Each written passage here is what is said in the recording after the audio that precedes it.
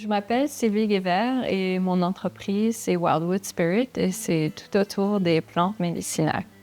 Tout ce qui est en rapport avec la nature, je voulais apprendre, je voulais comprendre, j'étais super curieuse et j'ai commencé à explorer, à faire des préparations, des tisanes, des vinaigres et tout ça. Puis je crois que j'ai jamais réalisé jusqu'à il y a 4 ans que ça pouvait être plus qu'un hobby, qu'un passe-temps, que ça pouvait vraiment être une option pour créer une entreprise et offrir tout ce que j'ai appris au fil des années aux gens autour de moi.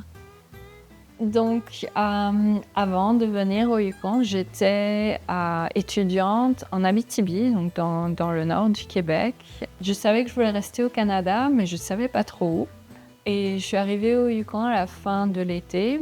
Dès mon arrivée ici, je me suis vraiment sentie très à l'aise et vraiment accueillie dans la communauté. C'est juste un beau mélange de gens qui vivent ici parce qu'ils aiment la nature ici et ils aiment le style de vie qui vient avec la vie dans une communauté du Yukon.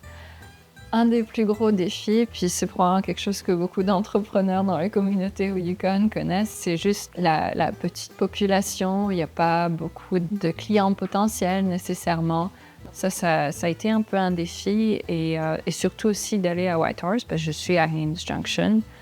J'étais vraiment nerveuse de sortir parce que Whitehorse, c'est tellement gros comparé à Haines Junction. Et puis, quand j'ai contacté la fille pour être vendeuse à l'artisanat, j'ai vraiment été super bien encadrée. J'étais agréablement surprise par cet esprit de communauté, d'entraide, puis tous les autres vendeurs qui étaient là, qui faisaient ça déjà depuis un moment. Je sais que c'est pas un des gros marchés de Whitehorse, mais si je fais seulement un marché à Whitehorse dans l'année, c'est l'artisanat, parce que c'est tellement agréable.